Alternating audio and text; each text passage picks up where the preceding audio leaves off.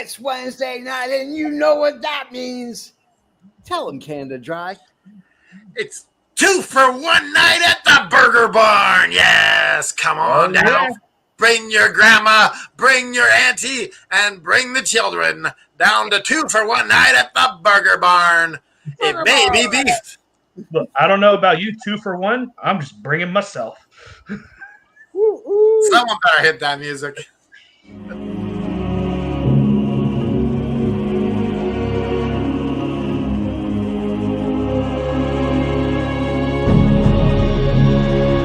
Clear for takeoff.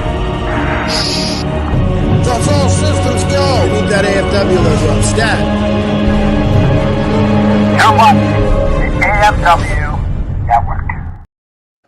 Kaboom! Welcome, everybody, to this week's edition of the All Effing Wrestling Show. Not the All Effing Wrestling Show. Oh, I'm sorry. I mean, Dynamite After Dark. Oh, wow. Took one too many vitamins. Yeah, it's the wrong day. Welcome to this week's edition of Dynamite After Dark. I just want to tell you guys right off the bat that you know the JFB called the main event. I have been saying it for the last 3 weeks. Hangman Page can win. This is his time to do it. Yes, but we talked you out of it, JFB. I know. Now, the question is, does he win the title at All In? I have a theory. We'll get to that in a second. So I am the almighty JFB. I am the chief shenanigans officer. I'm the one that has to pay the fines that we get from the Red Flag Society. I got to pay that out of pocket. Well, if you get a red flag, you should pay for it. Tell them who you are. What do you do? Well, who am I and what do I do? Because how I do? Yeah. I am your Canadian hero. I am your patron saint of professional wrestling. I'm that gingered up, bubbly son of a bitch. I'm Canada Effing Dry, damn it. And Dynamite After Dark and DraftKings. Look at that link below. And if you want to play some DraftKings, hit that link. It'll help the show. Yeah. And there we go. There you go. And Lord Ryan Rich, is that a new microphone or are you just happy to see me?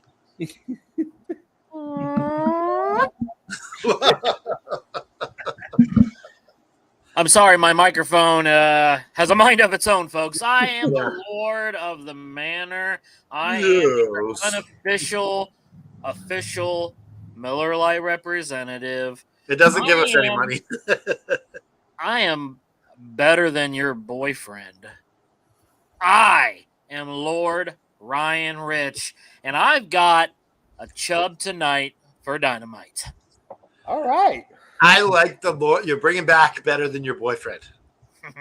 Yes. I missed that part. Because you know what it means? It means we got the old Lord Ryan Rich back is what that means. Yeah, we do. But anyway, y'all know me. It's the EVP here on a, once again, rainy Wednesday night. Ready to talk some Dynamite, baby. Let's go. Right. Here's my impression of EVP Joe. It's me. It's me. It's that EVP. Gentlemen, before we get started, I just have to take a couple of minutes to share something a bit on the personal side. Ooh. Now, I made my triumphant return at Double or Nothing, and it was late, so I didn't want to really get into it. But I just have to tell you how much I appreciate the AFW community. Because about a month ago, my grandfather passed away, and I was having some problems, and the AFW came together, and they wrapped me up, and they swaddled me in love, and they helped me financially with a couple $100 to make sure that I could get there to my grandfather's funeral. So I've never been able to be on air, and I just wanted to say to everyone in the AFW community, thank you, I love you, and this is why I'm a part of this community, because we're not just here for wrestling, we're here for each other. Yep. Now, Rich, you messaged me humbly, told the situation, And I wasn't sure. Like, I knew I could contribute. I didn't know how much money we were going to get. And I messaged a few of the people in the community. I think within an hour and a half, I had all the money I needed to give you. Plus more. That's because you got that Canadian conversion. I got that Mark Carney. Well, Canada, known as the 51st state. I mean, obviously, they're going to have a better exchange rate than the crap our dollar's doing right now. I think the peso is stronger than the American dollar right now, according to what I saw on the news. So, anyways. But I just want to say, Rich, Halo's up. And, I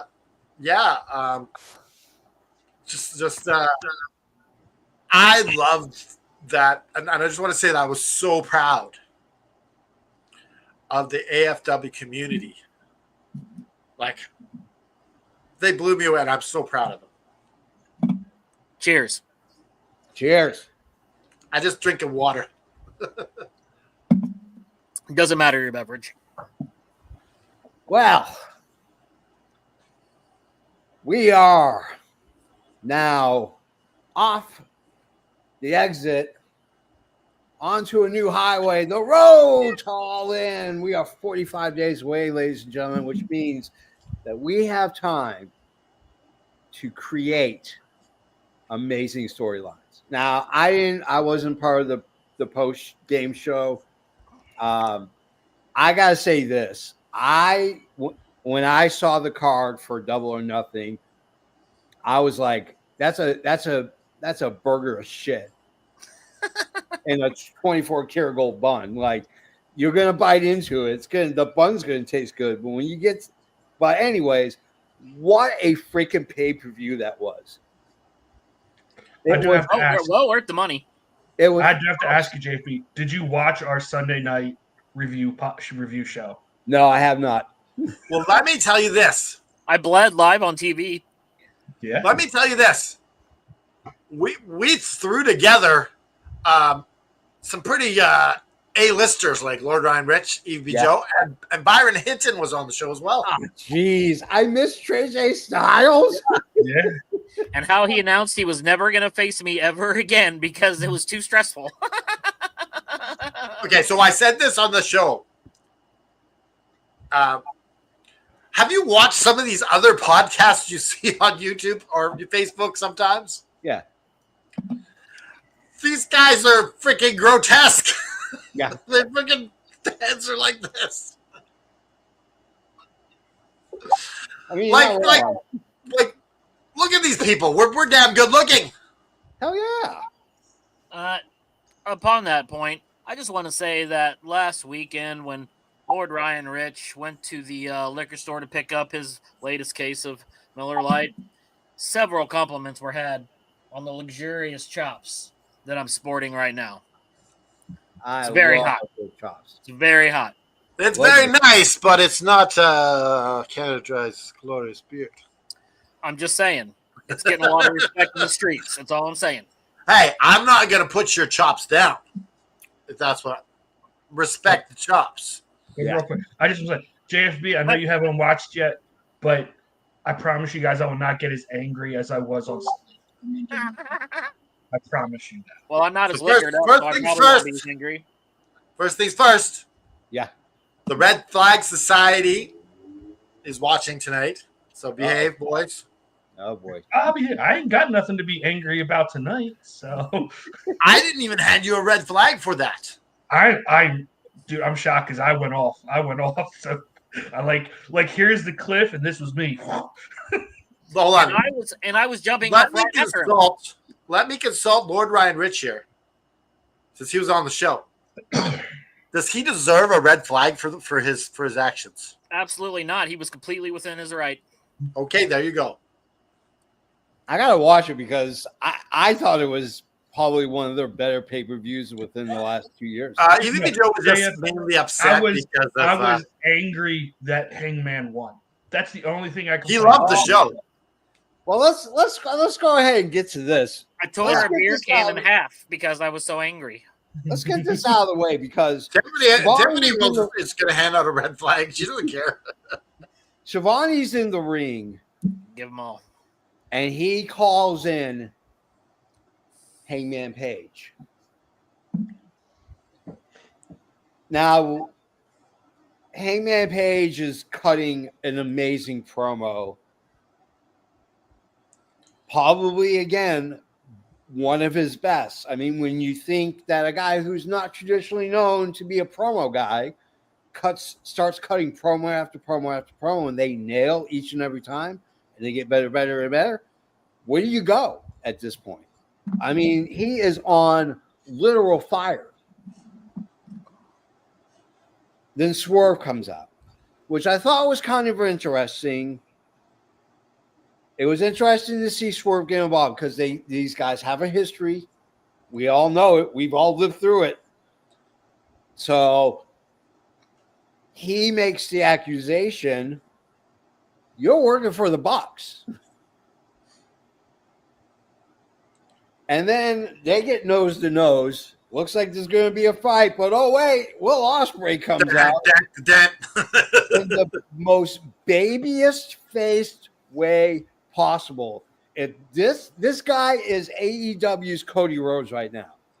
He is so white meat baby face. Okay, They don't get any whiter baby face. He bleeds like vanilla fudge. Like this is how white this kid is. Telling Swerve to trust him. We've now entrusted the sanctity of AEW into the hands of a man who burned a guy's house down. But we're supposed to be okay with this. I'm going to go first really quickly, and I'm just going to say this. Hangman Page is going to turn because at some point, Ospreay is going to come out after Hangman Page beats Jon Moxley, and he's going to turn on Ospreay. Somehow the Bucks are going to be involved. Somehow I feel like Jack Perry is going to be involved. Like Okada is going to be involved with this. I hope not. That would undo the last 3 years of storytelling. Oh, no. Because at this point, now you have a heel. Now, Jeffy, before you continue, let me just say, stand your effing ground on this one, buddy. Stand your ground. Standing my ground. All right. And then Hangman Page is not going to be a transfer champion. He's not going to be like some kind of transient hopping hobo, train to train. No, he's going to keep this for a little bit. They're going to give him a good 4 to 6 month run. JP, wasn't that one of Vince McMahon's gimmicks that he had the jobbers in the 80s? One of those hobo guys? Yeah, probably. Wasn't there a hobo guy? Yeah. All I got to say is this. Vince is entirely screwed. Oh, yeah. Laurinaitis is now working for the state. Now, I hear some people like he switched sides. He turned on. Listen, you're all up. You're either going to get screwed. Go to jail. Yeah, you're either going to get screwed or be screwed. So. Oh yeah. I mean, look, I would do do the same for himself. If and Vince would have done it if he could. I would do the same thing. I would turn in. I ain't going to prison. Throw him right under the bus, baby. I mean, to be fair, I would never ever be in that position. But Yeah. So Hangman Page is going to have the belt for about 4 to 6 months because now Ospreay is going to chase. Can I get you guys? Is the dragon thing? It's not really showing up. I can't get it. So at this point, Ospreay is going to chase 4 to 6 months, and they are going to build this storyline because it will be. Was it Wrestle Dynasty? What's the last pay-per-view for AEW? Wrestle Dream. Wrestle Dream. So he'll drop. That's in October. World's End is in. Yeah. World's End. My bad. So World's End. No, because World's End is going to be a New Japan crossover BS. Nah, I think it goes to Wrestle Dream. Oh, we'll see. August, September, October, November, December. That's 5 months. So that's how I see it. Canada Dry, you need to talk about how amazing this promo was. Well, like, you know, you have this storybook moment, and Hangman's just telling everyone how he's done it. He's redeemed, and then just what you think. And I knew it was coming. I knew Swerve's music was coming. Like 5 seconds before, like the timing of Swerve's coming up, and sure enough, he did. And that's just like life. Just when you think you've passed the test, something else pops up to test you again. And Swerve comes out, is all in his grill. And I love this piece of storytelling.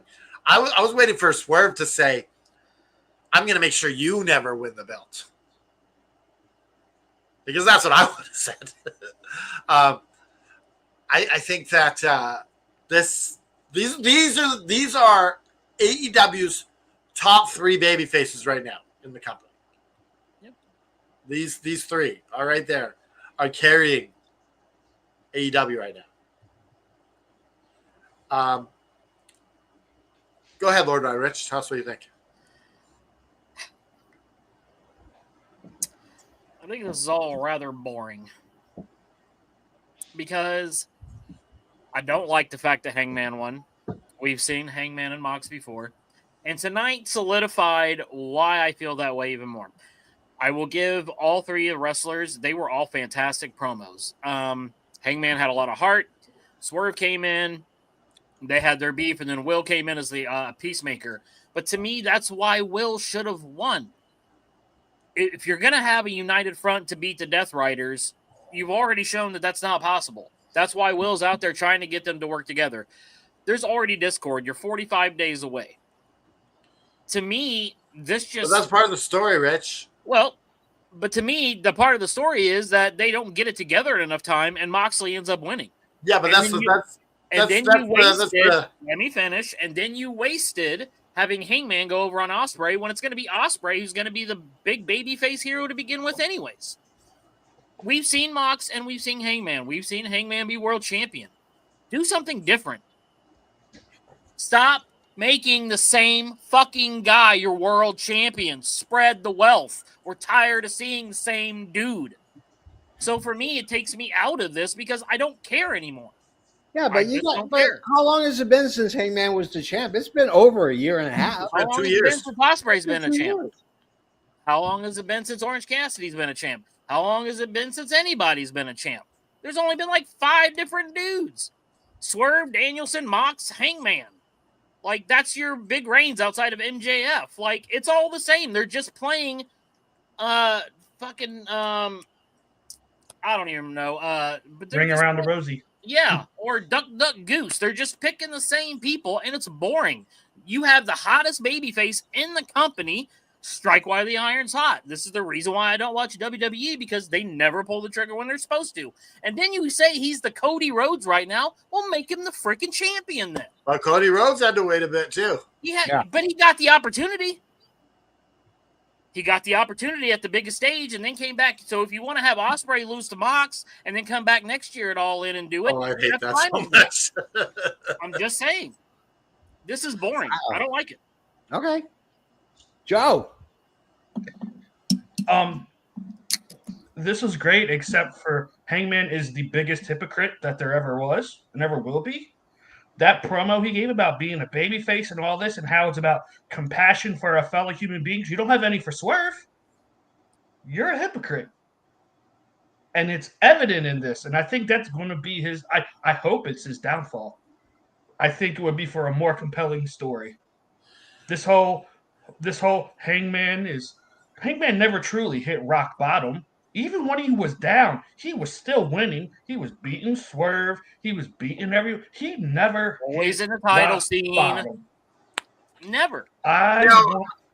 Joe, I hope they come back to this thing with Hangman and the Bucks, where he confronts them. Personally, I think this all would have been so much better if Will is the one getting the title shot. And like I said, you somehow have to you have Will rallying both Swerve and Hangman to take out the Bucks. I think that's extremely more compelling story than Hangman going for the world title again. Again. It's Because like he doesn't I'm not realize he 100. has other wrestlers. I am not 100%. Are we going to hear this next week too? No, I'm Well, not if the 100. storyline is going, you're going to hear about it. I'm just not 100% sold that Hangman is winning it. I think you guys got to let us see where the story goes. I always go. I always I will will, see where the but story at the goes, beginning, I get to bitch and moan about Okay, it. okay.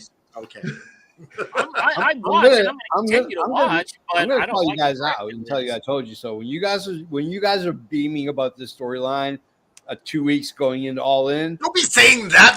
They're gonna begrudgingly. Well, No. I reserve the right to change my mind. I'm a grown ass man. I can sit here and say it sucks right now, and then in 5 weeks of television, be like, you know what? They did a good job. I have no problem saying that. It's just right now. I don't. It's not good. Will is my guy. That's who I wanted. Okay.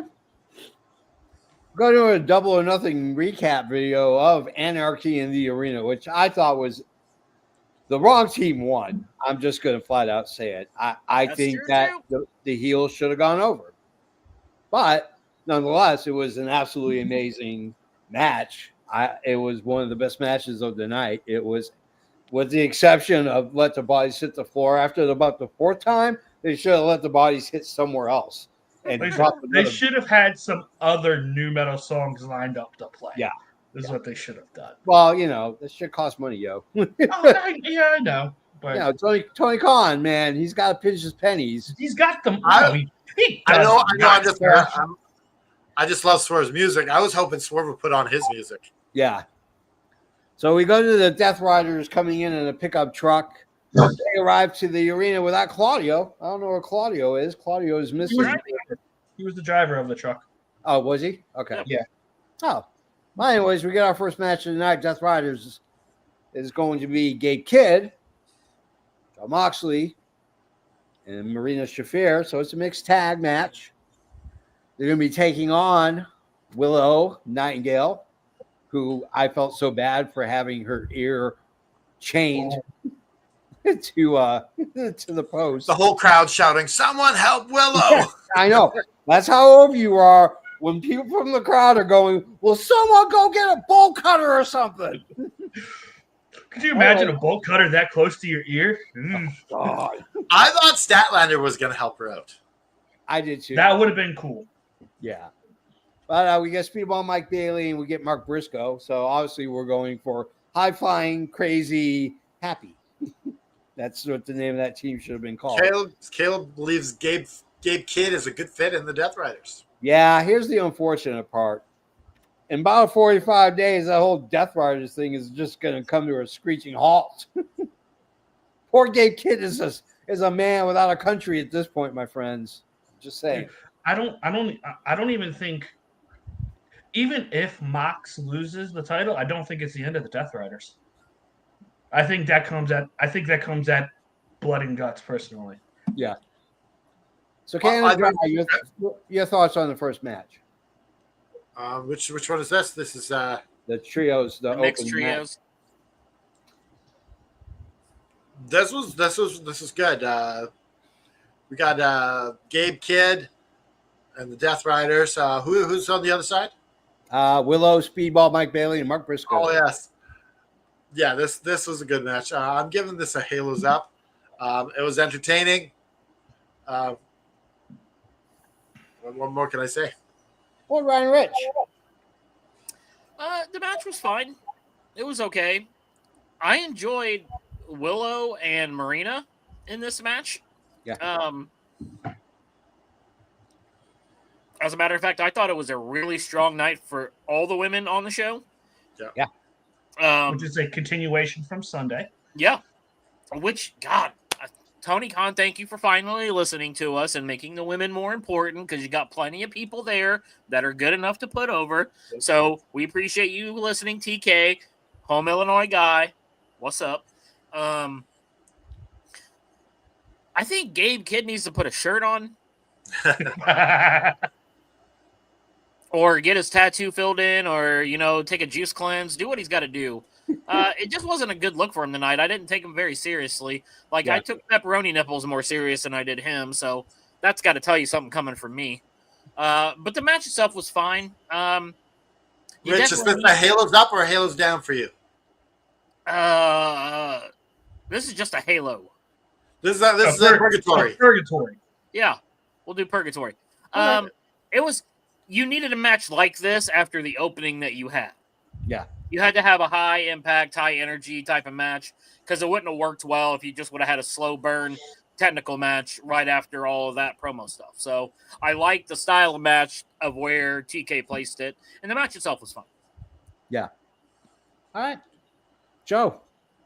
Yeah, I thought this was a good. I'm giving it a Halos up. Fun match. Much needed win for the Death Riders to stop their little spiral over the last couple of weeks. Enjoyed the women being in it. I'm glad, especially like seeing the women mix it up with the men. Yeah. Like Marina is so badass that I believe she could go one-on-one with Mark Briscoe and it's no issue. So, All right. I give it a Halos up as well. I thought it was a really great match to open. I thought it was a little nonsensical, and it's kind of just a bleed off from Double or Nothing and kind of wrapping up little bits and pieces here and there. So someone should explain to Tiffany. You cannot give out red flags. Well, you got to realize, like, that's not a red flag comment to say put on a shirt. That's just you don't like it. It's not the channel. All right. We go to our Hurt Syndicate Double or Nothing recap and a promo. Still no Cedric Alexander at this point. But it was just kind of hyping up MJF being part of the group, and then him hyping up the Hurt Syndicate. Anybody else want to add anything? Because that's pretty much I like this because MJF is now like taking the front man. He's like pushing everyone in the back. Just wormed his way already to be the front man. Yeah. And they're all sitting there quiet, and MJF is like in his glory. Well, no, the key is they're not just quiet, but the way they look at him when he says, "I'm winning the world title." Yeah, they did that. MVP has, or not? No, Bobby Lashley has the most disgusted look on his face. It's good. And I'm waiting to see what there's some sort of clause in that contract he signed. Yeah. That is going to be. Absolutely. That's going to be the That's upheaval something. of the whole group. Anybody else want to add anything? Nope. Good to hear MJ up on a mic. Yeah. I have a question. Has he officially been in the Hurt Syndicate longer than he was in the Inner Circle? I don't remember. Yeah. Pretty much, yeah. So we're going to Penelope Ford with Megan Bay, and they're calling out the Double or Nothing opponents, Harley Cameron and Anna Jay, for a no disqualification match. This is what we get. Our second match of the night is a no DQ match. Penelope Ford and Megan Bain take on Anna Jay and Harley Cameron. Cannon Dry. Match number 2. You go first. I love this for the women. Just everyone's bringing it. Harley took some sort of hit to the face. I don't know what Her nose, dog. Yeah, I know, like, hit that, hit the doctor came in after, was pushing this, and she's like, "No, don't." Like something is major. Like she's. Oh, they tried to touch her right here, like after the match, and she was like, "Oh, that's how I know it's a broken nose." Yeah. The blood on her face, and she's tough. That's a worker, bro. Yeah. That's a worker, dude. That got me hyped. And the fans are just like behind her. Yeah. She's your underdog person just climbing like Rocky to the top. She is your female Orange Cassidy. Yeah. Yeah. She's goofy at first, but she's going to show her worth, and she's going to be a champion. Yeah. Yep. I predicted it. By the end of this year, she'll have a belt on her around her waist. I see it. All right. Well, Ryan Rich, your thoughts? Second match. This match was badass. Yeah. I love it when the women. Oh, Halo's up, by the way. Huh? Halo's up. Halo's up. Yep. No, I mean for the match. That's why. Oh yeah. I'm giving it a big Halo's up.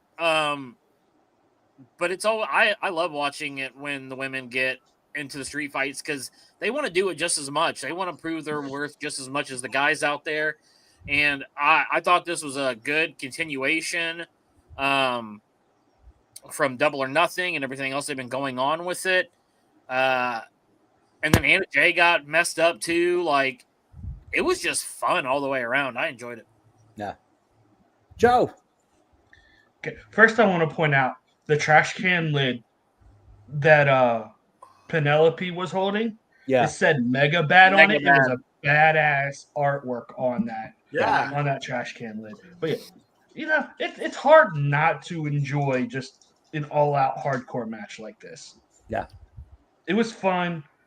I think my only problem, and I guess maybe it's meant to just make Megan Bayne look like a complete badass, was she got walloped with like 20 steel pipes and 20 chairs.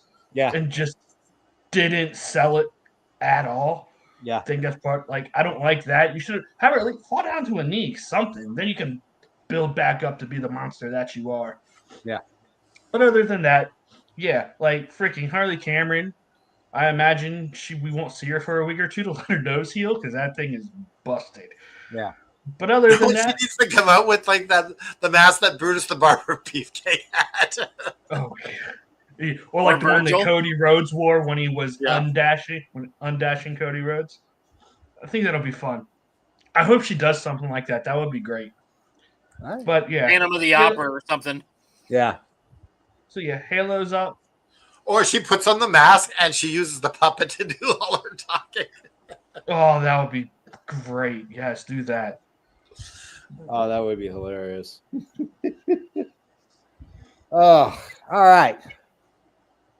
I give it Halo's up. I thought it was a really fun match. I mean, it kind of looked clunky at first, but I mean, Megan Bayne is a badass. I am so glad they put her in this position right now.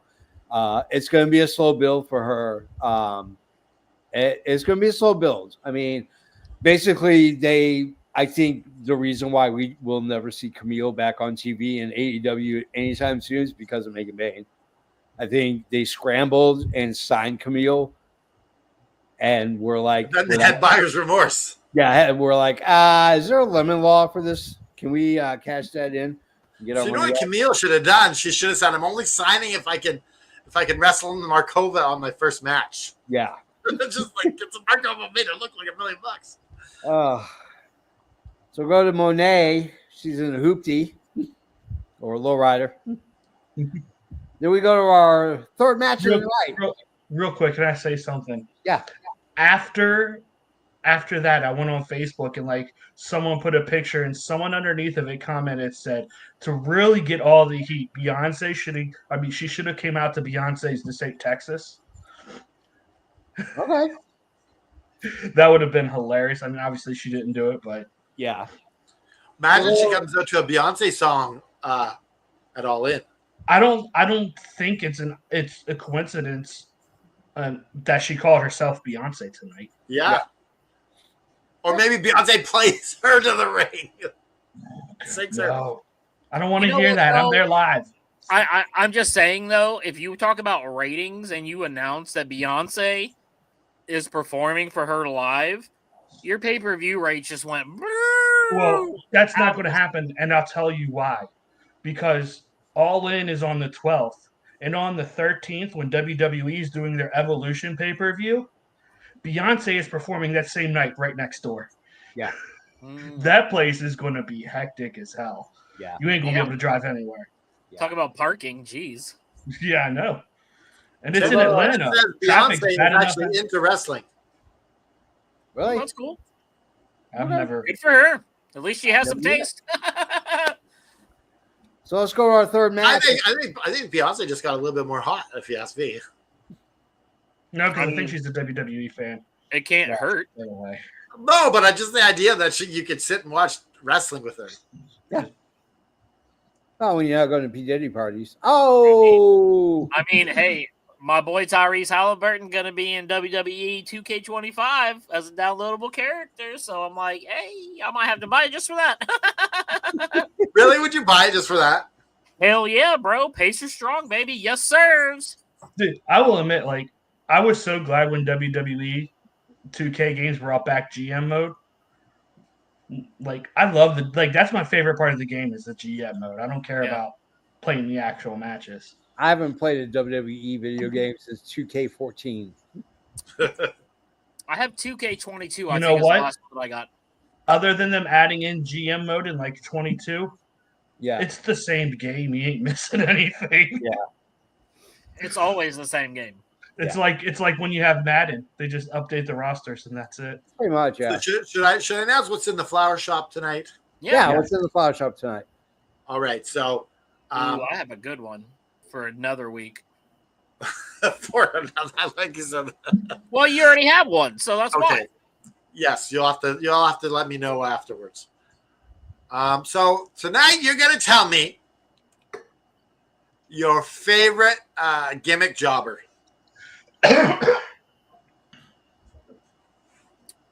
Okay. Okay. Yeah. All right. Jobber. All right, so let's go to the third match. The Ops. They're going to be taking on. Maybe I missed the telegram. Who in the F and the B is Frat House? They're on ROH. ROH, yeah. Oh, okay. Well, let me just say this before we start on that. I love them. I adore them. I thought it was ridiculous. No, that's why I love them.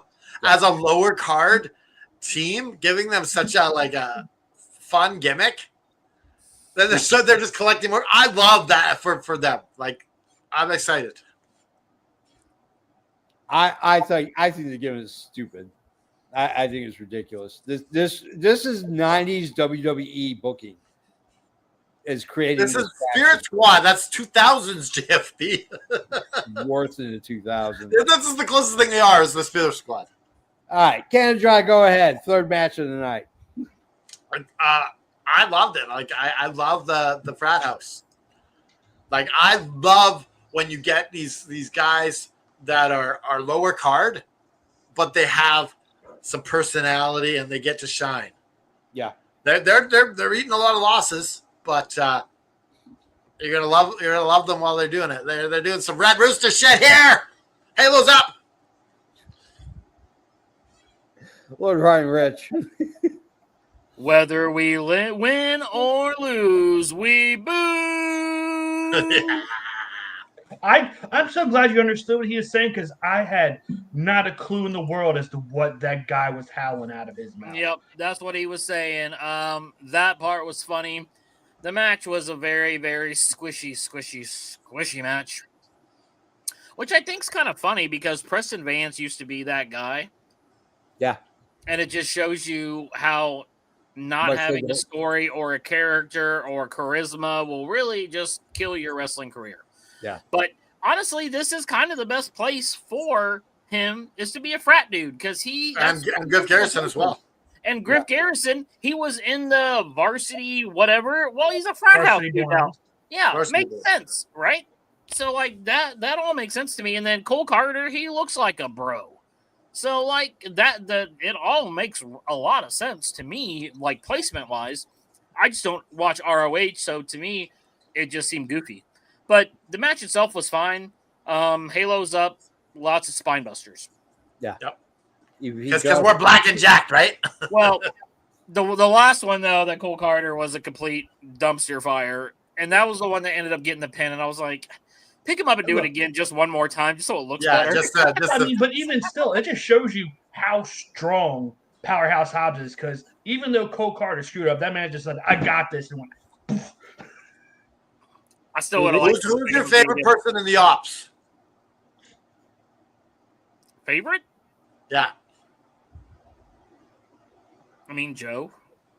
I'm moving on to Hobbs now. I'm Joe, just because I'm an old school Yeah, guy. it's Samoa Joe. Like, I just can't get away from Joe is going to kill you. Yeah. And the Samoa nope. So they need to help make that transition for you. Well, I know what we need to worry about is what this whole Hook thing is. I was going to say, I was extremely upset that Joe did not get on a mic and call him out. That should have happened tonight. Even if he just said, hey, Hook, 7 days. They have a 4-hour show next week. They can fit it on the damn show to be like, we want an explanation. Are they starting early or are they going to go late? 8 to midnight. Oh, I'm telling you now, these next 2 weeks, I can't do a midnight podcast. I have to work in the morning. And I actually have to start going into the office, so I actually have to get up out of bed. Yeah, maybe we can't do a Dime After Dark next week if it's 4 hours. Next 2 weeks. The next 2 weeks are 4-hour shows. holy Well, cow. if you decide to, I'm down. Well, if Lord Ryan Richard wants to just do it with me and whoever else wants to call in, maybe we can have you and Shane. Yeah. Yep. Yeah, it's 'cause Or no I way. mean, Zach Kelly is a bit of a Yeah, there's a lot of Like night Richard owls, too. right? Yeah, we got some night owls out there. Joe, I what think did we you can pull got? it off Canada's dry. Just real quick before we move on, though, I do want to say, in regards to the frat house, like, I'm glad that Griff Garrison is still doing this thing because Yeah. he's been saddled with some bad gimmicks. Yeah. And just, like, he is eating all the shit that AEW is throwing at him. And he takes it with a salt and he just goes on like a good soldier. Because he keeps getting Well, a paycheck. That's what you got to do until you can like bust out of it and think of something creative. Or It just, and like, unfortunately for like Preston Vance, I think everything went downhill when, rest in peace, Brody Lee passed away. Yeah. Brody was like handpicked Preston Vance to do something. Well, So, him and Anna Jay, and Anna is still doing well. Yeah. yeah, I think like it was also they didn't have the star power back then that they You know do what? now. You want to know what really did it for me with Preston is when he just punked on Brody Lee Jr. After Yeah. that, it was like, who cares? Yeah. You don't. I mean, that's a real life storyline that you could have had through until Brody was like coming up in AEW. Like, I didn't like that. Yeah. I mean, I'm going to be honest with you. The trios belts are stupid. Get rid of them. Just get rid of them. Get rid of them. Just get rid of them. Once and for all, just get rid of them. I like what they're doing with the ops with these trios belts though, because they actually mean something right now. I mean, it's an unnecessary belt. It really is. I don't like the frat house. It's a stupid gimmick. It wasn't even cool when Spirit So Squad. is the Halos down for you? This is a major Halos down. This is what cost the show of being close to a 5. This was just stupid. It was filler. It's ridiculous. It had no bearing I mean, if you brought in Hook at some point, which I don't see why, because I don't like Hook either, but bringing him in would But it's a story. sense. It's a Huh? story. It's something, because right now, like, you're after whatchamacallit, after Anarchy in the Arena, at this point, the ops go back to being mid-card talent. Hi, my name is Optimistic Prime, and this over here is Negative Tron. It's just I mean I'm gonna call it out. It was poor decision making. I know you're trying to influx talent from Ring of Honor and giving them some shine on AEW, but this gimmick is Vince McMahon gimmick. That's what this gimmick is. This is a Vince McMahon gimmick. Well, this that's is like, nice of Vince to give them ideas, and he's not even in wrestling no more. That's oh, nice. it doesn't matter. He's planning on He's a hell of a guy, back. sweetheart. All right, let's go. So we go to Ricochet's promo. I didn't catch it because I was cooking dinner. I didn't realize it was on because I didn't have my headphones on. So he basically said he needs a faction of his own. He's got to get a crew. yeah. So He Christopher did say Ross. crew.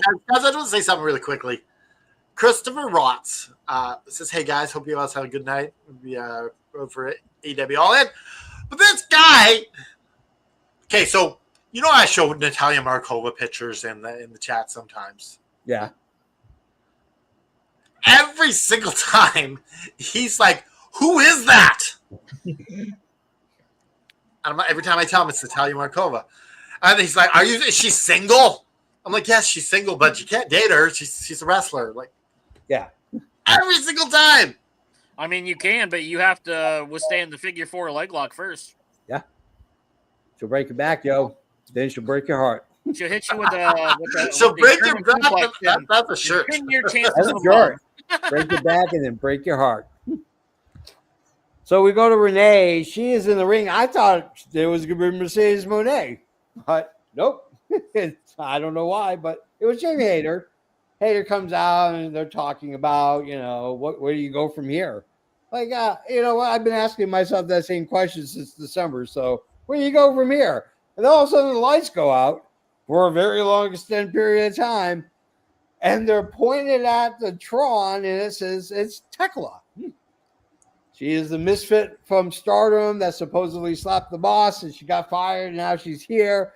And she does like a whole Bray Wyatt back spider arc. And then she's known as the Toxic Spider. So. Yeah, she's the Toxic Spider. But yeah, I mean, I know of Tekla and I've seen a couple of matches of hers on YouTube. I think she's going to be a weird fit at first. And I think putting her with Jamie Hayter might be kind of a good way to introduce her because Hayter's been there for at least 4 or 5 months. She's now anchored in AEW. People remember her or are beginning to remember her. So it's going to be interesting. I'm excited to see what Tekla can do against some really good talent here in AEW. So, Ken, John, your thoughts? The most obvious thing to me was how charismatic this woman is. Yeah. Without even saying a word. Yeah. Yeah. Her She's actions, awesome. her movements on the camera shows me that she has charisma. Yeah. She's got that. She's got the it factor. Yeah. Yep. What do you think, Lord Ryan Rich? When the lights went out at first, I thought, "Oh, we're gonna get Julia Hart." That's what I thought too. And I was like, "We're gonna redo this again?" Like I thought it was over, so I was a little confused. But then I saw the spider, and I was like, and they didn't say anything, and I was like, "What?" And then I saw the name, and I saw her, and I was like, "Oh yeah," they're saying that she's getting ready to come through. Yeah, and she looked badass, dude. She looked the part. She looked like someone that could go toe-to-toe with Hayter. And I like that because you have like Megan Bain and you have Statlander. Those are like your two, and I guess Willow too, your powerhouses. But dude, Jamie Hayter with that strong right arm, dude. Yeah. In the Hayter age, she's a force to be reckoned with in the power game too. So I think you bring in another person like Tekla. And maybe if they can incorporate some of that Japanese strong style into the women's division, that could be really fun to watch. Yeah. What do you think, Joe? This gets an up, and mainly because you debut a new lady and you didn't immediately have her go after a champion. I hate when they do that because it's a no-win situation for everyone involved. Yeah. But to Lord Ryan Rich's part, like the whole Japanese strong style, like there's literally a whole half a roster that's all Japanese women, and she should fit right in with them. But they don't really fight strong style though. Outside of Shida, they're more Joshi style. Yeah. So it's different. It's not the same. Tekla is versed in the strong style. She's going to be able to bring in the hard hitting action as opposed to the Joshi flying around fun stuff like Yuka or Riho. Yeah. Okay. All right. We go to Mystico. We get a promo about apparently something's going to happen with CMLL and on the 18th is Grand Slam Mexico, so they're just informing us of some of the talent that'll be on the show. I think it's didn't CMLL No, it was AAA. Triple A got Okay, got good. Because for a second I was like, this really is the forbidden door. So let's go to our fourth match. It's Adam Cole. It's Kyle Fletcher. Do we still have the part where Ricochet is looking for a faction? Yeah, we already did that. Okay, we already did it. Yeah. Well, we briefly did, because he said he didn't watch it, and we told him what happened. Okay, Yeah. so I just want to say something on that. Okay. Spoiler alert. Ricochet is going to be a part of MJF's new faction. He will be filling the Spears role. In the Pinnacle? Yes. Nah. That's what you think? That's what I think. I think he's going to be in the Pinnacle You know what, though? along with FTR and Wardlow. The thing is he specifically said he needed a crew, and there's already a tag team name. I know. I hope that's not what it is. I hope it ain't them. I could definitely see them being two, and then with another member, a stronger member. I hope But not. they're all but they're all speedy, those type of same wrestlers. So it would not surprise me whatsoever. And they're all. I hope it's not I that. hope not. You know what? I'd be okay with Leo. You don't push other talent up if you don't pair them with someone like that. That's how you elevate a rising tide. Lifts all. You can have Leo Rush. I can't stand Action Andretti. He's worthless. I know, and that's why it's going to work, because he sucks. No, it isn't. If anything, Action Andretti is going to drag down Ricochet. I mean, that could be, but then they kick him out.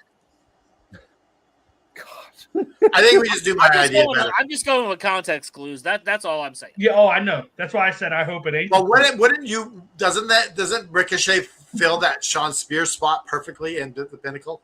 No, because Sean Spears is not even an 1,800 millionth of a wrestler that Ricochet. It's an upgrade on Spears. I get your point. I get your point, but I don't think MJF's ego and Ricochet's ego can coincide because they both want the world title.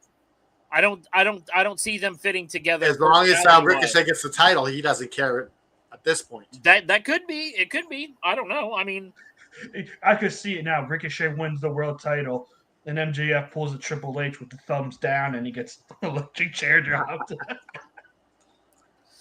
All right, let's go to our fourth match. Adam Cole, Kyle Fletcher for the TNT Championship. Can I just say something?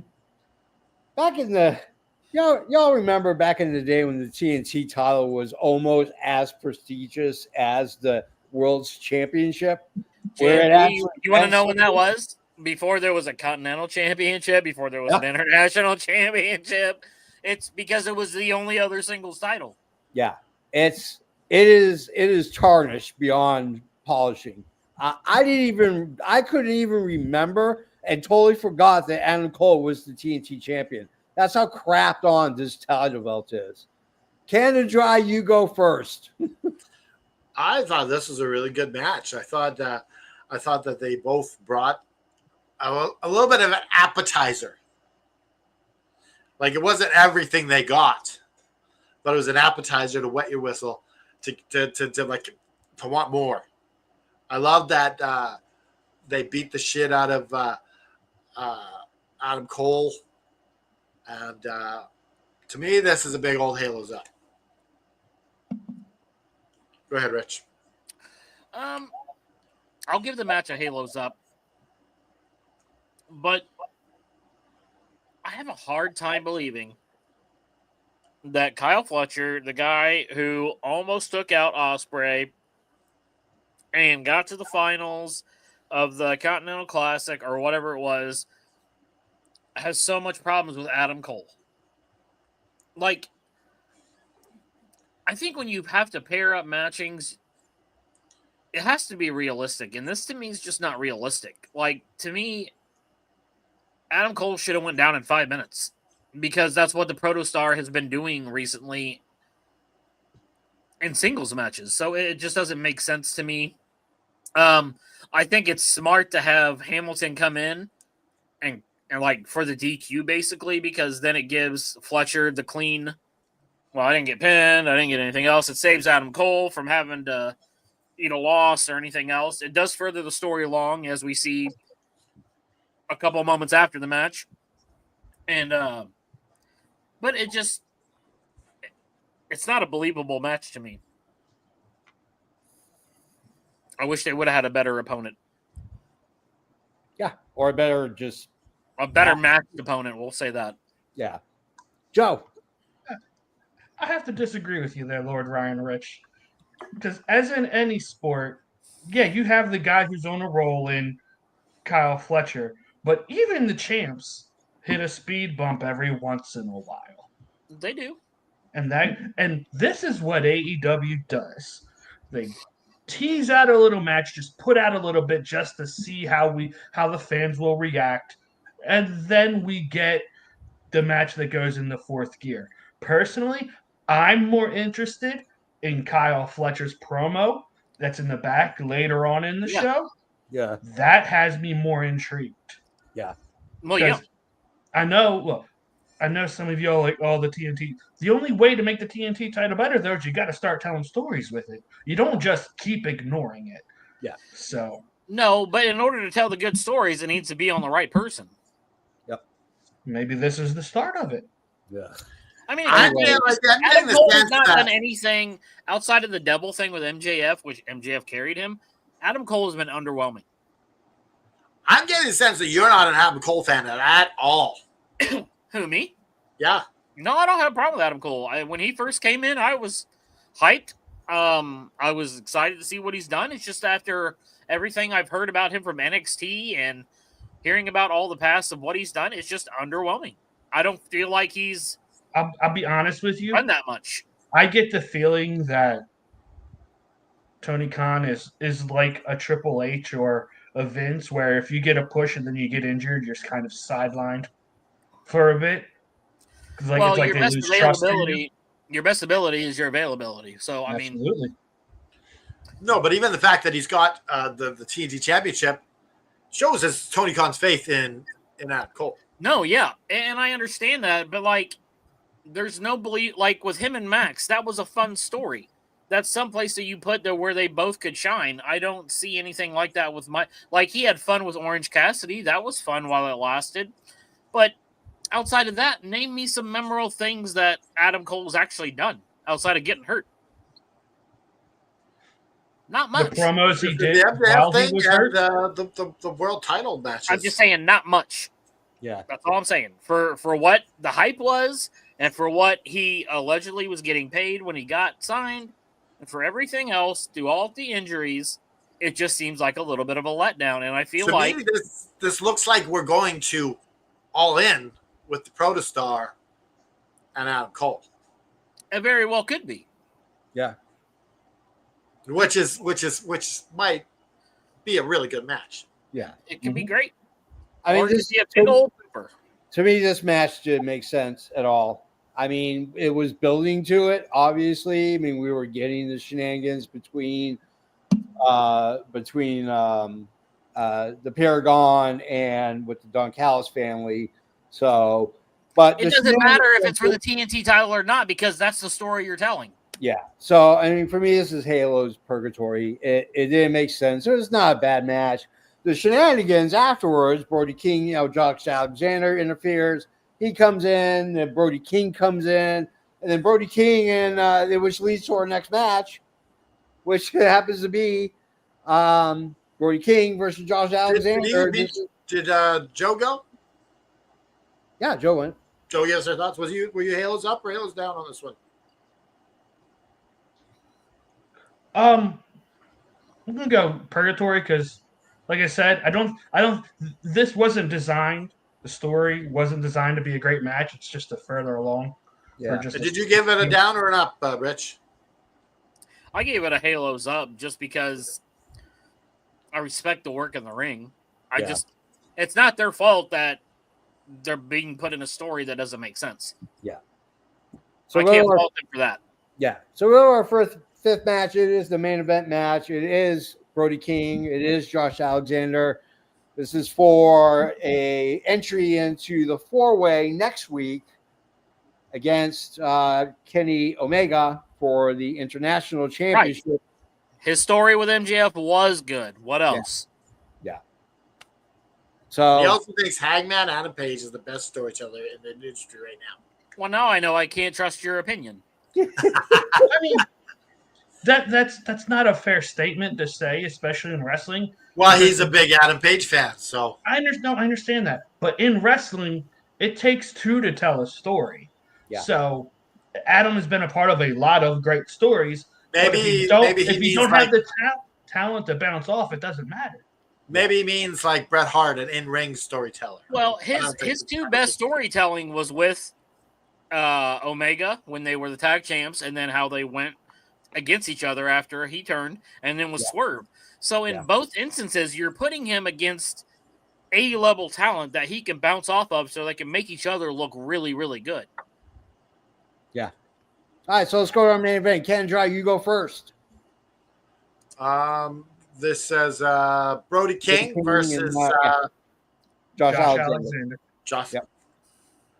Holy shit! These guys went balls to the wall. Like, did Brody like break his arm or something? I don't know. Who knows? Because the ref goes to lift the arm, and he's like, "No, go over the other side," and he's got it. Well, he sold it to the people in the crowd too, because he was Yeah. only doing one hand. He got to the top of the ramp. He only put one hand up. So Yeah. if Josh it's a sell, Alexander had a damn had good busted job. open nose. I mean, Josh Alexander was cut too, so I mean, Yeah, Oh, maybe he got busted. maybe his head hit his arm, He and that was he was smashed. so. And that wasn't on purpose either. yeah, This wasn't a blade job. This is something that happened yeah. in their fisticuffs. So it was a good match, and I'm giving this a halos up. And I'm shocked that Brody King came away with the W. Yeah, I am kind of too. Not really. Lord Rye Rich, you go next. Yeah, I will give the match a halos up. It was hard hitting. You got meat on meat. You know, that's always fun. Yeah. I don't like the placement of the match. I don't think it should have been the main event. Nope. That's kind of ridiculous. I think they should have flip-flopped those two matches. It would have made more sense.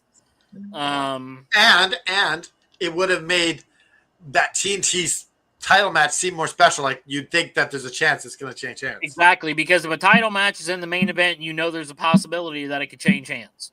Yep. And that's, to me, that's part of the storytelling. Yeah. So it made it feel disjointed. But both the competitors, badass. Yeah. Like, you put your blood on the line, you're going to get a halos up for me. Like, once again, it's not their fault where Tony Khan put them in the order of the card. Yeah. But they went out there and they did their damn job. Yeah. And they did it damn well. So halos up. But I Good don't understand what Tony Khan's doing with Josh Alexander. He's not pushing him to the moon right away. He's making him earn this shit. Yeah. There's nothing wrong with that. I know, but I'm just shocked. Like I don't have a problem with it, but you also don't want someone to come in looking weak either. And he's just kind of he lost his first match dude. in the company, and now he loses this next one. To be fair, he lost his first match to Adam Hangman Page, then immediately turned heel and joined the coward Don Callis family. Yeah. They're supposed to lose. He is. Hey, I'm he is fine one with of that. I'm just like he's not making him like looking like the former TNA He's World no Champion. different. He's no different than Brian Cage or Lance Archer at this point in this group. He's just Well, he's a there little as bit a bigger body than to them. take punishment. Yeah. All right, Joe, your thoughts on the main event? I love this match. It was hard hitting. Kudos to freaking Josh Alexander for getting smashed by a 500-pound man in the face, or like a 300-pound man, getting his complete face just busted and still going. Yeah. Like, I know we said this before, but Josh Alexander to me is just a mini Kurt Angle. Yeah. Like, he's a technical wrestler. He does the moonsault light angle. Like, he's technically and tactically proficient is the best way I can put it. He looks great. He makes others look good. And if we had had predictions this week, I would have picked Brody to win. Yeah. Because it's the international title and they made sure very well that there's a different international person that wins each bracket. You already have Kenny, who's the Canadian. They're not going to put another Canadian in. I thought they were going to do Canada versus Canada. Now they already did that with him and Mike Bailey. So Yeah. but yeah, I hope this leads to. I mean, obviously, Omega is not winning, but I look forward. I hope we get like a good 5 minutes of just Brody King versus Kenny Omega next week. Yeah. I mean, I'm just gonna say it. Halo's up, way up, because I love Brody King. Brody King's the freaking man. That man can do no wrong. It was a really good match, and you're right. I have criticized pay-per-views, especially like WrestleMania, this past WrestleMania, where you have an opportunity to showcase who you are to the universe. And this was the opportunity they had, and they took it and they ran with it. It was a really good match. It was a violent, physical match, and that's exactly what I was hoping for, and it's exactly what we got. So Halo's way up. So we go back, and Fletcher is talking on the mic how he could have beaten out at Adam Cole by himself. He didn't need help. Then Adam Cole comes in, they start fighting, then they get separated, and Cole kept telling how he's going to kill him. I was like, that escalated quickly. Yeah. If the protostar gets murdered now, you know who to look for, right? Exactly. Kyle Fletcher winds up dead. Here's your opportunity, serial killers. You want to get away with murder. Whoa, that's a red flag, JMP. That's a red flag. You got two. Let me write this down. You know what? You know what would help in that? What's that? Get yourself one of Rich's rape kits. Hell yeah. What did you just try to peddle? His murder kit. No, that's a red flag. Rich's rape kit's available on the Miller Lite website. All this is just a 6-pack and a bag of roofies. That's it. That's all it is. No, it's a pack. It's a pack of sleeping pills, a bag of booze, some duct tape. Okay, I'm just going to read you the names of the Red Flag Society and how many flags they got right now. Oh, God. EVP Joe has 0. Good job, buddy. Shane has 2. I have 2. James has 2. So Timo has 1. And Rich has 1 now. All right. Because you dragged him down the sewer with you. All right, so we go to our last segment of the night. It is Mercedes Moné. It is Timeless Tony Storm. I'm going to go first. Halo's up. It started really bad. There was a lot of hesitation because I was looking forward to this. These are two people who are great on the mic. It took a little bit for Tony to get warmed up. She had a like a 1947 Bentley. You know, you got to let it idle up a little bit before you take it out on the road. I mean, it's a diesel that takes a while to get warmed up and ready to run. Exactly. Yeah, I got to plug it in the engine block, yo. It's freaking cold out here. But they really had it. It got a little physical at the end, and as the way that a heel does, she worms out of it. Get away from Timeless Tony Storm, but they did a great job of hyping this match. And to be honest with you, it could be the main event all in. I wouldn't bat an eyelash if it was. Nope. That's how excited I am for this match. And knowing that Mercedes Moné really is not that great of a wrestler. Timeless Tony Storm. Good matches in AEW though, JFB. That's true. Good matches. She has put on some really good matches. And she's not doing it with people in WWE that have been doing it in the spotlight for years. Yeah. She's doing it with people who are relatively new. So to me, that just shows an ability to work with whoever you're with, and that's being a team player. Yep. All right. Ken and Dry, you go first, or you go next. This is a big old Halo's up. The line where she says, if you want to drive your money train in my Tony tunnel, and And then Mercedes Moné quips back with, "Your hips aren't wide enough." Even those big old hips ain't wide enough for the money train. Hey, steal my line. Jeez, Rich. But like that. These two were playing off each other very good. Yeah, like they were like bing bang boom boom. Fun segment, smiling the whole time. Yeah. Lord Ryan Rich.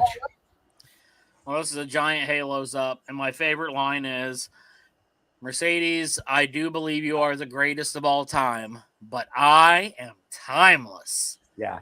And then when she's like, "You may be timeless, but at All In, your time's coming to an end." I was like, that's what I'm talking about, dude.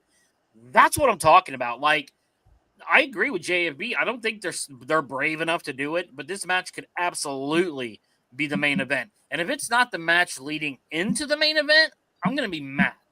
Yeah. Because this match, when Mercedes said they're going to put on the greatest women's match that AEW has seen, I believe it. Yeah. Because Mercedes has been doing that. Too. Mercedes has been doing that, and Tony's been doing that. So them together, and with this much time to work out and plan the match, it's going to be fireworks, baby. Yeah. It's going to be fireworks. EVP Joe. Yeah, this is a Halos up. This is only step one of like 7 weeks worth of steps. So my only thing is I wouldn't have had them tease hitting the finishers tonight. I think that was maybe a step too far for me. You just have them cut these promos face to face. That's all that should have happened tonight. Yeah. And then maybe in a week or two, progress and lead up to it. Yeah. Yeah, where do they go from here, Joe? I have no idea. Yeah, right. But like you know what? They hit fireworks off the. But to be fair, Tony Khan has let this women's division really do their thing lately, so they have the benefit of the doubt with me, especially with Timeless Tony Storm. Yeah, creatively, she's pretty good right now. Yeah. All right, that's the conclusion of AEW Dynamite, but that's not the end of Dynamite After Dark, because we are about to enter. Welcome to the Flower Shop, brought to you by ProWrestlingTees.com/Adrian Adonis, where you can pick up all your Adrian Adonis gear, just like this shirt you're looking at right now. All right, the Flower Shop. So let me just say that I got another shirt in the pocket for Adrian Adonis, but I gotta wait a while. Yeah, I gotta wait a little bit. We gotta let the fanfare cool down a tad. Get his cue position down a little bit before we blow it back up again with another shirt. So, Flower Shop is brought to you by the Adrian Adonis store, ProWrestlingTees.com/Adrian Adonis. We can get all those shirts. Now, favorite match, favorite segment, number of bells, and your favorite gimmick jobber wrestler of all time. All time. Kendra, you go first. All right. My favorite segment is Swerve, Ospreay, and Hangman. Yep. I love this story. Awesome segment. My favorite match. I'm gonna go with the main event. Brody King and Josh Alexander brought it, and possibly broke a bone, probably broke a face. I don't know, but they did a great job. My favorite jobber of all time, Bastion Booger. Ooh, God, he was so gross. But he was so on top of the jobber. Like we're still talking about him today. Yeah, absolutely. He gets brought up in a conversation randomly all the time. Yeah. You like Bastion Booger. Like, how awesome is that? Yeah. Okay. I'm giving this a 4.25. Okay. Lord Ryan Rich. I'm sorry, what did you say, Canada Dry? 4.25. JFB, tonight for Lord Ryan Rich, it is ladies' night. My favorite match was the hardcore tag team match in the ladies. My segment of the night was Mercedes and Tony Storm, getting me hyped for that. My favorite jobber is the one and only the Brooklyn Brawler. That's a good choice. Man, you took mine. Brooklyn Yeah, Brawler. find another one now, JP. I enjoyed the show, but I did not enjoy the placement of things. I give this a 4.1. Okay. Let's go, Joe. Okay. Hey, Lord Ryan Rich, look at me. We're right here. Or should I say right here? Because I'm going the same. Favorite match is the women's tag team hardcore no DQ match, and my favorite segment was Mercedes and Tony. I'm giving, and my rating is I'm with Canada Dry 4.25. I thought this was a really good show to come off of a banger pay-per-view. Yeah. And then my favorite jobber, I think you can consider him a jobber, is your boy Ernest the Cat Miller in WCW. Oh, yeah. Was he a jobber? For a while, before he got into the hardcore scene and was the commissioner, he was absolutely a jobber. Yeah, at the beginning, yeah. Okay. And I loved him. Like he was the comedy, and like he was Brodus Clay before Brodus Clay, because he was always like, someone call my mom, and he was like Rick James. Like it was absolutely hilarious. But I don't think he was a jobber at that point. I don't know if he was or not. I know at one point Ernest the Cat He started Miller doing that Rick James shit like that. He was on his way up. All right. Yeah. So JFB. All right. You know what? It's going to be a trios on this one because my favorite match was the women's DQ match. It was really good. It really drew me in. Time was Tony Storm and Mercedes Moné. They brought it. I mean, they brought it because now there's doubt. It's a 50-50 booking at this point. 45 days out. There's no real clear determination whether it's going to be Tony Storm or Mercedes Moné that walks out as champion. I know you guys are going to say Mercedes Moné, and you guys are going to put it as your lock of the night. But guess what? JP was right about 8-man page, damn it.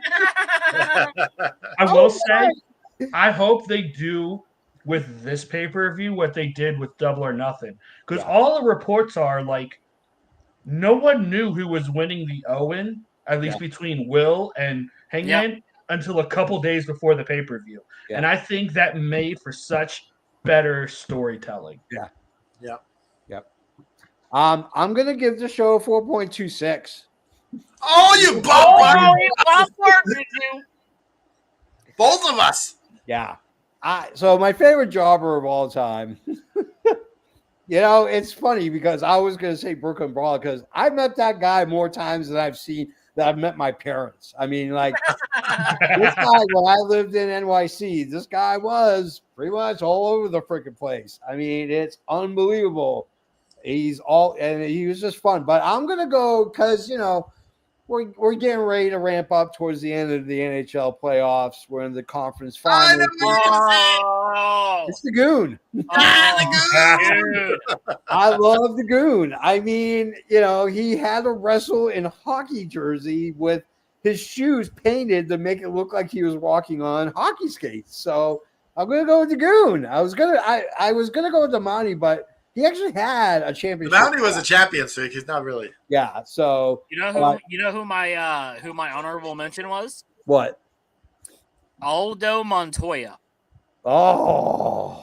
What about Barry Horowitz? Come on, guys. I mean, Barry's good, but he has respect, though. But, like, Aldo Montoya, until he became Just Incredible, had no respect. Yeah. What about Max Moon?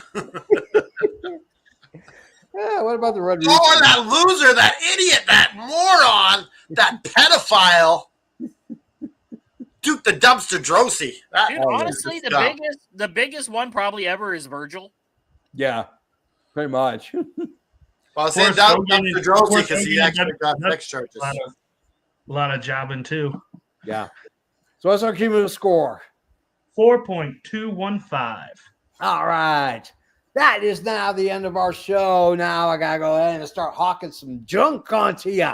We got snake oil, rejuvenate your age, make you look younger. Now I'm just kidding. Go down below. All those links down there. Click on the keyboard. Go ahead and click on them. Connect with us. The special link down below for DraftKings. It's gambling time. Let's just face it. We live in very trying times around the world. You might as well just roll the dice and just see what happens at this point because God only knows. So go to DraftKings, click on the link, sign up. They got promos too that they're going through the roof.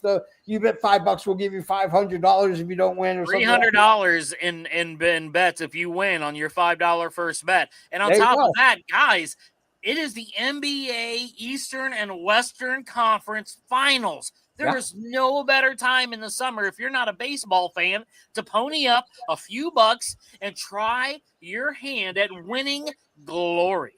Yeah. Speaking of NBA, we know one participant, OKC, punched their ticket to the finals tonight. Congratulations, OKC.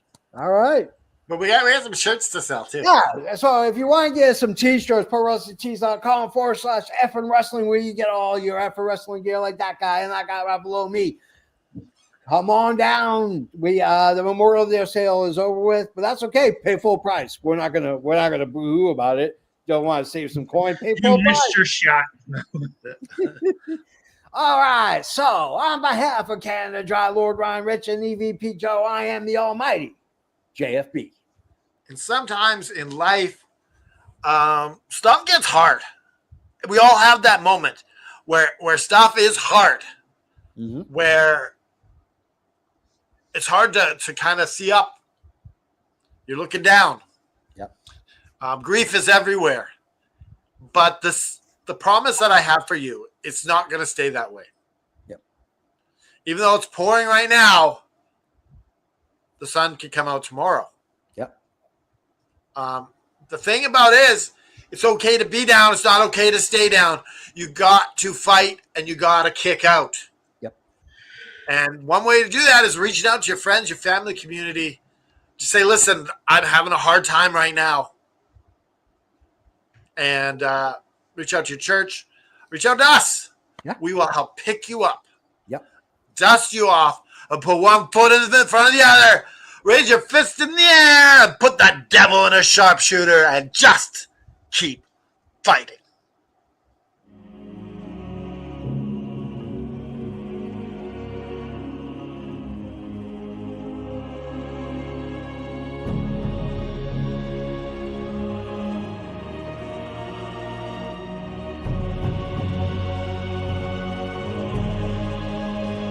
Thanks for tuning in. This has been Tony Schiavone for the All Fan Wrestling Network. Jazz hands.